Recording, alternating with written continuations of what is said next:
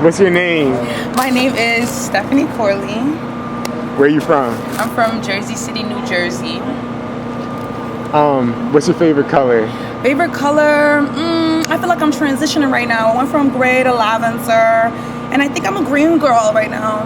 Green, the telly. The tough part. You know. Tough easy. Green eggs. I'm a green girl now. Go. No promo. Except for telly. What's your favorite day of the week? Day of the week, Thursday. Why? Quick, easy. I feel like I have Thursdays free a lot of the times. Two, my birthday occasionally falls on Thanksgiving, and it's always a Thursday. Thanksgiving is the best holiday. It's a perfect day because it's like, I'm getting prepped for the Friday, and right after Friday, I'm cool. Like, right, it's after like once Thursday hits, you're good for the week. You're done. You know. Tell me about your grandmother. My grandmother, Theodora, love her so much. She's literally so amazing. Oh my gosh, my grandma was a thug. Like, she was so real. Like, she's in Ghana right now, but you Ghanaian? You're Ghanaian? Yeah. Oh, okay, I didn't know that. Yes, I am. But yeah, she's in Ghana right now. We're trying to get her over here. But my grandma's like, I don't know. You know when your grandma's just that's my grandma. I really just love her so much. She's so sweet, so funny, understanding. I remember she first came to America and she left without telling me, and I cried for like a cool 5 days. How old were you? I was I definitely had to have been maybe 12, 13, around that age. Actually, maybe even younger. I think 10, 11. And then she left, and it was like, so yeah, my grandma holds a really, really soft, like, I love my grandma so much. Yeah. Did she ever tell you any cool stories? Yes, oh my gosh, my grandma just told me these crazy stories about and I wouldn't know if they really happened in Ghana or not, but there was this one story she told me about why you shouldn't disrespect nature and everything like that. And she was basically saying that there was this one river, and everyone in the town knew that you're not supposed to go to that river, not do anything with that river, or whenever you do go around that river, just leave the river alone, just walk by. And so this one man, he becomes violently drunk and starts throwing stuff in the river, and the river ends up over flooding the town because the man disrespected the river. And so she told me about this story, and it was just a crazy story to hear because it was about nature and everything like that. Just her telling me that story felt really good. And then she also told me about this one story about this man who went into the jungle, and he also disrespected the jungle as well and hurt the animals. And when he saw a gorilla and he was about to shoot the gorilla, but the gorilla had a baby, so she was begging him not to do that, and he did it.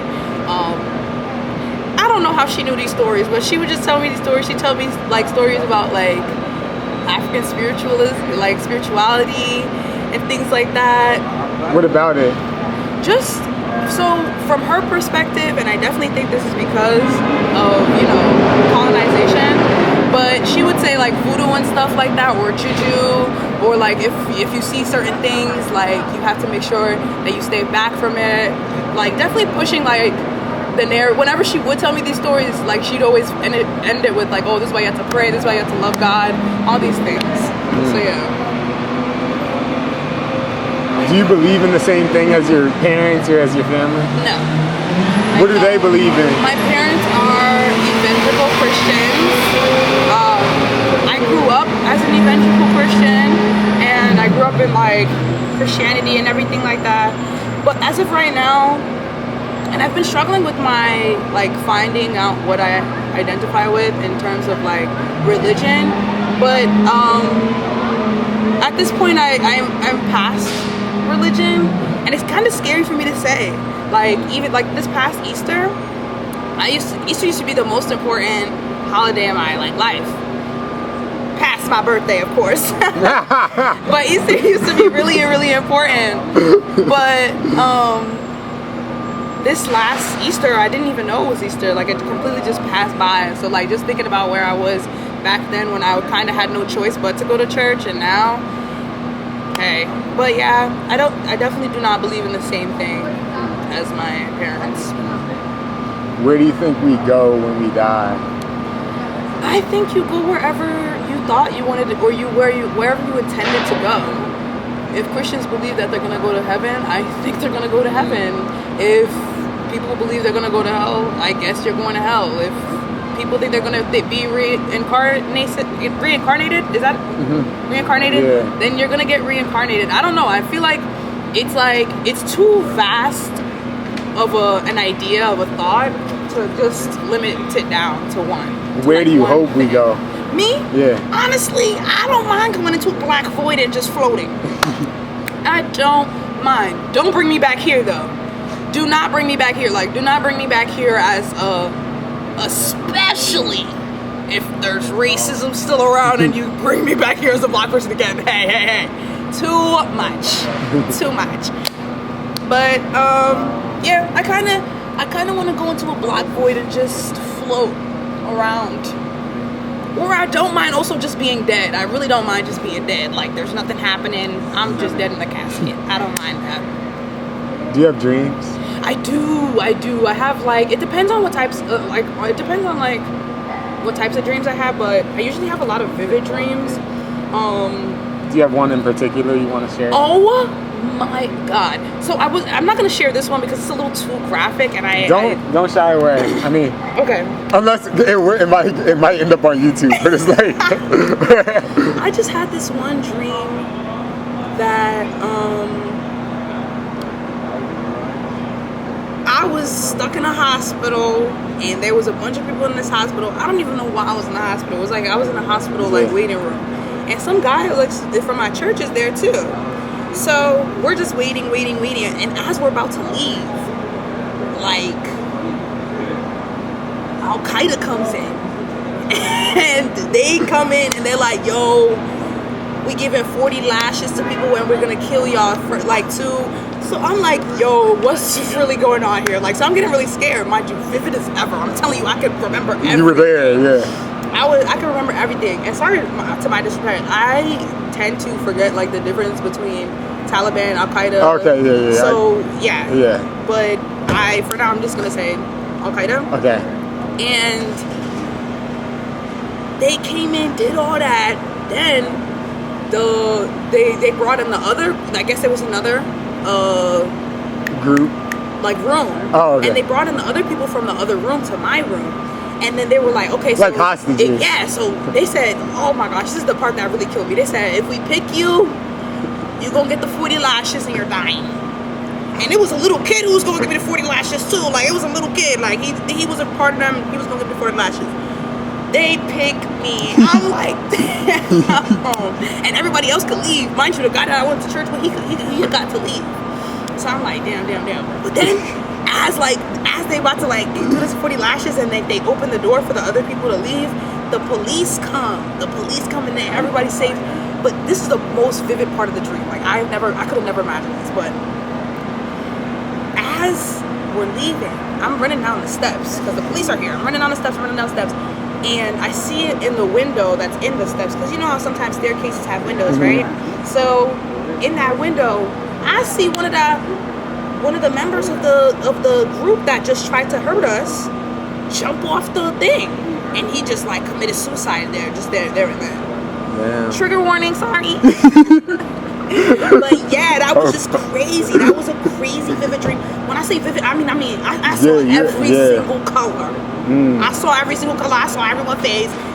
Me even seeing to the detail, the small man, the distance between us of him jumping off, crazy. I woke up straight away. And it was one of those dreams that carried over to the morning time. Yeah. So I woke up and it was already morning time. I was like, oh, okay. Yeah, Let me get up on my bed. Let me get up on my bed.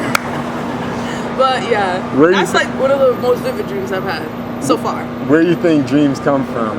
Or what do you think that dream means first? I don't know. Like, I didn't even go into like research about it. I was just like, I'ma just let that. Let me just leave this to be. I really don't even know. And the fact that I got chosen in my own dream was crazy too. Like, crazy. But I don't know. I have the most random dreams. Like, I really don't know where they come from. I don't even like. You know how sometimes people are like, oh, it's your subconscious thought. Like, I don't know what my subconscious thought is. Like, I I don't know. I really do not know where that dream came from. Like, I definitely feel as though it's just my brain, like, working, like, okay, I might as well work after-hour shift, and they're making up anything in there. I don't know. Do you have any, like, material dreams, like, in like, life? What do you mean by material dreams? Like, shit you want to realize in life? You know, or what do you want, I guess? I have not. My dreams are very silly, very all over the place.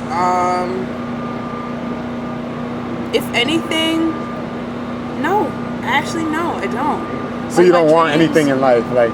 Oh, I guess like one of the only things that I do want in life is just to be able to do what I want in peace. And I can do whatever I want, but there are consequences. So those are what's like stopping me. And of course, consequences exist in every part of reality. But I don't know. Like, I just want to be able to do what I want and not stop myself from doing that. So maybe that's like a component of my dream. I had one dream once where I was like looking at myself in the mirror and like I was just floating. But that was cool, I guess. But nothing else happened after that. But yeah. You said you wanted to be a writer earlier. I do. I am a writer. I am a screenwriter. I think right now I want to be a filmmaker, but more on like the writing and directing side. I don't really like directing that much, but I love writing and creating stories about Black people in mediocrity. Black people just existing. Yeah. Have you seen Queen of Slim? Oh, no, I have not. No? No, I haven't. Don't take my card away. Stop. There's a part where there's a part in the movie. The reason I brought up is there's a part where they said, "Why can't Black people?" He's like, "Are you a lawyer?" And she's like, "I'm an excellent lawyer." It's like, why Black people always gotta be excellent? They're like, why can't we be okay? No, true. Why can't we just be okay? I'm really okay with just being okay. Okay. Like, I'm fine with just being okay. All I gotta do is stay Black and die. Mind my business too. But, hey. What's something new you've learned? What is something new I've learned? I've recently learned some more information about the school-to-prison pipeline that exists in America, and that's just because I knew about it. I knew some contents about it, but I think one of the craziest things that I learned within my research is that 85% of Black inmates that are in Maryland, and this is between 2014 2015. At that time, 85% of Black inmates that were in Maryland were labeled as special ed students in school. And 85%, well, that's 75% for the Black inmates in Maryland, and 85% of inmates in general in California dropped out of high school before getting to prison. And so just learning about that stuff is like really, really crazy. Really, really crazy. Just scary. Where'd you hear about that? Well, I just looked at. I had to do research for a show, like this presentation that I had. It was basically about this one-woman show. It's a woman. Her name's Anna Deavere Smith, and she actually does this a lot. She actually works at NYU too. She does these one-woman shows based off of interviews that she does. So she interviews people, and then she'll take their account and everything like that, and reenact it in these shows. But she reenacts it in a way where you see that the issue is highlighted. This is the only thing that she wants you to see. The only thing that she wants you to catch and grasp. The issue, nothing else. Nothing else about the show, just the issue. And a lot of the issues that she does are issues that target Black communities. And so the one that I did was Notes from the Field, and that was about the school-to-prison pipeline. And she basically specifically focused on like 3 major cities: Baltimore, Pennsylvania. No, Philadelphia. Philadelphia or Pennsylvania? Philadelphia is the city. Okay. Yeah, Philadelphia. Oh no, so Pennsylvania is the state. Yeah. Okay, so Philly, the city, and California. Okay, wait. And so those were the 3 main cities that she did, and she did 250 interviews. And out of those 250, I watched 17 of the interviews that she did. And she reenacts them. She has amazing linguistic abilities where she can reenact these people and do everything that they did, their small gestures, everything. Yeah. And so just learning about it and seeing that was just amazing. Where are you headed? Where are you going? Lafayette. In the short term, right now. Where I'm headed long term, I don't know. Like, I'm really just trying to be on mine, have fun, love life, be happy, content. Yeah. I'm trying to work on being happy and aware at the same time. What is time to you? It's a construct. I don't think it's real. I really don't think it's real. It just doesn't make any sense to me how it can exist. I feel like there's another me existing in another portal right now. I'm just one of those people who think like that. But yeah, I don't really think time is real. Do you have anything else you want to say? No. Love black people. Love people of color. Love yourself. Yeah. Word. Thank you. Thank you. Thank you so much for allowing me to be interviewed. Oh yeah, of course.